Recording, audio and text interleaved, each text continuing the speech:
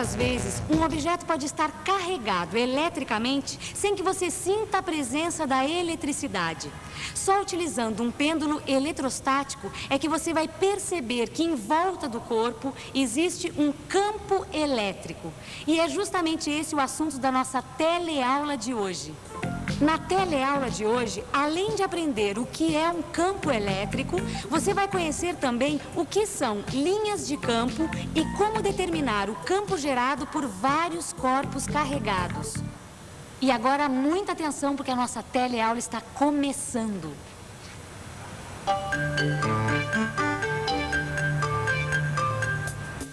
Gil, você tá ficando especialista em aparelhinhos agora, hein? Ah, eu adoro colocar a mão na massa, Vicente. Você sabe que eu adoro ficar experimentando. É gostoso, né? Agora, Vicente, olha lá. Você reparou uma coisa? O que foi? Olha, a flecha fica girando, girando, girando, sem direção fixa, rapaz. Não, mas é lógico, né? Essa flecha aí que tá fazendo papel de vetor na tua experiência, ela é muito leve. Então qualquer ventinho que bate faz ela rodar. E depois ela não tá sendo atraída por nada. Agora, quer ver uma coisa? Vamos dar uma tritada nesse canudinho aqui. Agora a gente vai poder carregar a flecha por indução, não é isso? Exatamente. Coloca lá, vamos ver. Vamos ver. Quer ver? Ó, ó.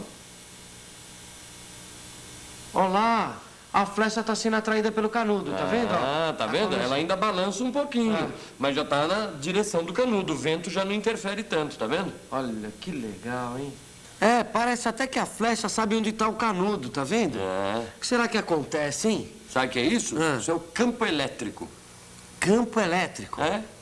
Como é que você sabe isso, hein, Vicente? Perguntando pra Maristela. Bom. Perguntando pra Maristela. Certo.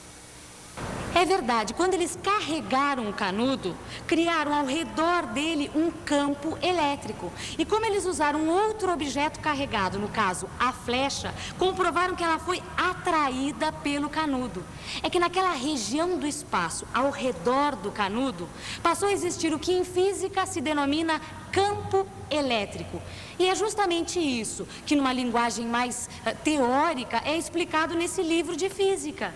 E aqui está dizendo que numa certa região do espaço existe um campo elétrico. Se colocarmos uma carga de prova Q nesta região, notaremos que existe uma força elétrica F agindo sobre Q. E, em geral, utiliza-se como carga de prova uma carga positiva. E foi isso que a gente fez. Exatamente. Então, ó, a flecha era essa tal carga de prova. Exatamente. Que foi atraída pelo canudo. E nesta região aqui, ó, em volta do canudo, existe um campo elétrico. Tá certo. Agora, mas tem uma coisa. A gente sabe que a flecha tá na mesma direção da força elétrica, tá certo? É isso aí. Agora, isso quer dizer que força elétrica e campo elétrico são a mesma coisa? Bom, eu acho melhor a gente ficar mais por dentro do assunto, viu, Vicente?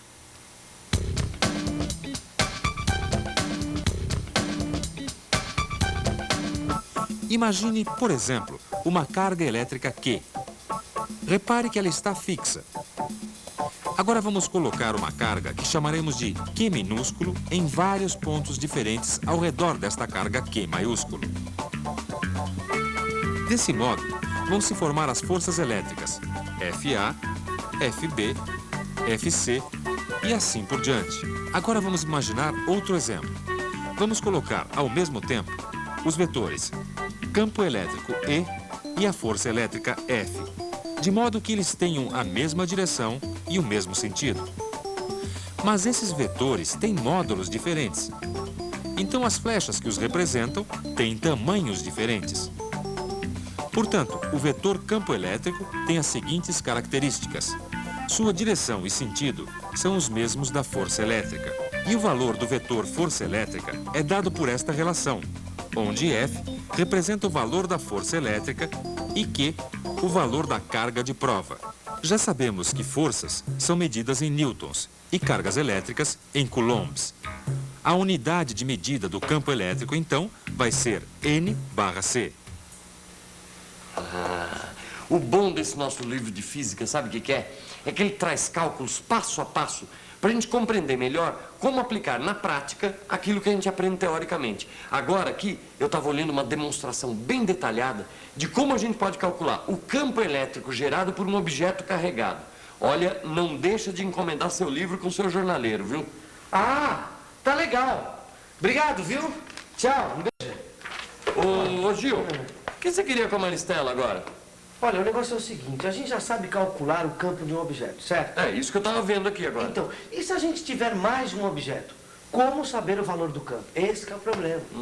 Entendeu? E aí, o que ela falou, hein?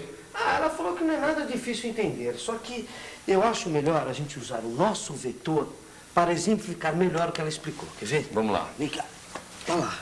Você... Vamos carregar por atrito o canudo de refresco novamente. E agora vamos carregar a flecha por indução do seguinte modo. Primeiro, aproxima-se o canudo da flecha. Segundo, toca-se a flecha com o dedo. Terceiro, afasta-se o canudo. Pronto. O vetor vai dar a direção do campo do canudo. Vamos fazer a mesma coisa com outro canudo, carregando-o por atrito e colocando ao lado do primeiro. Olha só, rapaz, que incrível. Quer dizer, o vetor não aponta nem para um canudo nem para o outro. Ele vai apontar na direção do campo, que é o resultado do campo dos dois canudos, que é exatamente para onde está essa flecha. Agora ficou claro o que foi que aconteceu. Dá até para imaginar um esquema, hein? É, dá mesmo. Aqui, ó. Acontece o seguinte, o canudo A produz o campo EA e o canudo B o campo EB. E os dois juntos produzem E, que é o campo resultante. Para obter o valor do campo resultante, é só proceder da mesma maneira que foi feito para se obter a resultante de duas forças. Eu entendi bem esse conceito de campo elétrico, mas será que não existe uma outra maneira de representar esse campo? Sei lá, um tipo de representação que desse a possibilidade de visualizar esse campo. Na verdade, existe sim, Rosinha. Existe uma representação que é feita através das linhas de força desse campo elétrico. Linhas de força. Imagine uma carga elétrica positiva, que vamos chamar de Q. E em cada ponto da vizinhança de Q, vamos representar os vetores campo elétrico E1, E2, E3 e assim por diante.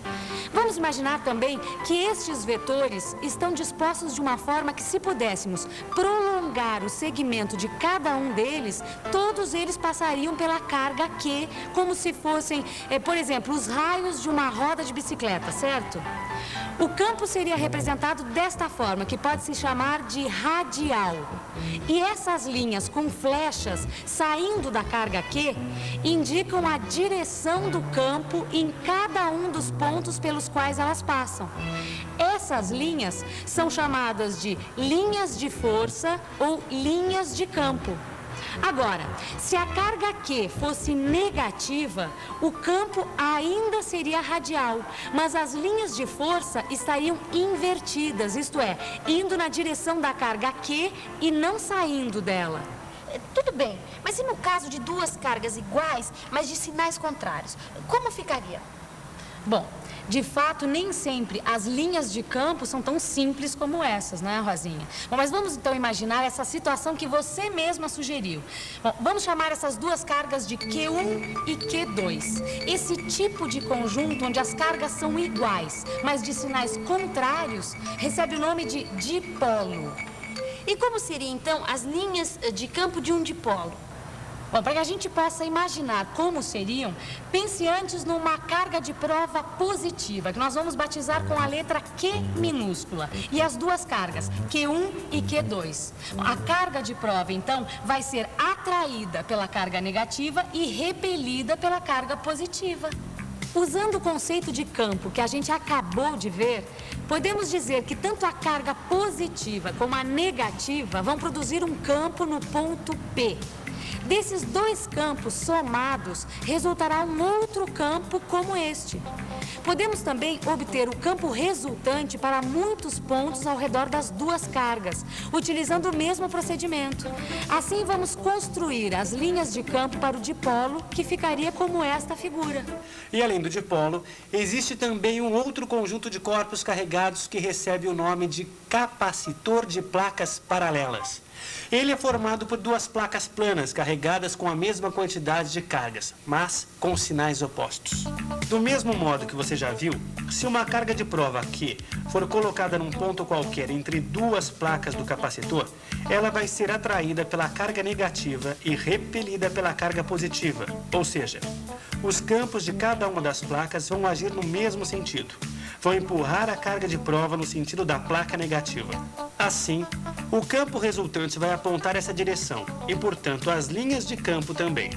Outro aspecto do capacitor é que se nós colocarmos uma carga de prova perto da placa positiva, ela vai ser repelida por essa placa com uma grande força, ou, em outras palavras, pode-se dizer que o campo dessa placa nesse ponto é grande.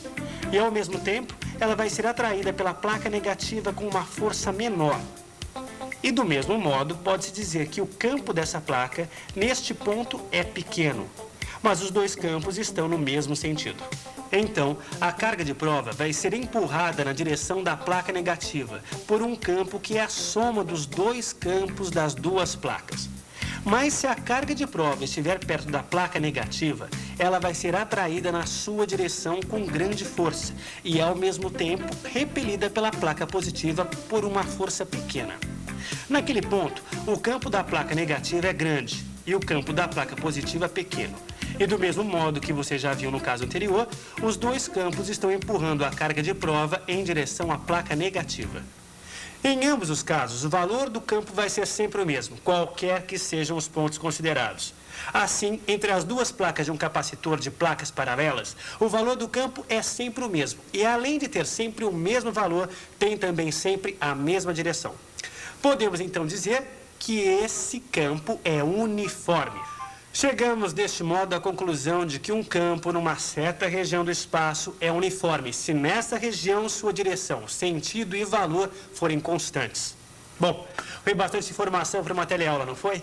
Que tal refrescar a memória de tudo o que você viu com uma revisão? E atenção, se liga aí que é hora da revisão. Na teleaula de hoje, você aprendeu o que é campo elétrico. Aprendeu também o que são linhas de campo e conheceu alguns conjuntos de duas cargas iguais e sinais contrários, o dipolo e o capacitor de placas paralelas. No seu livro de estudos, você vai encontrar mais explicações pormenorizadas de tudo que você assistiu na teleaula de hoje. Além de resolver exercícios que vão ajudar você a aperfeiçoar tudo o que já aprendeu. Até a próxima. Tchau!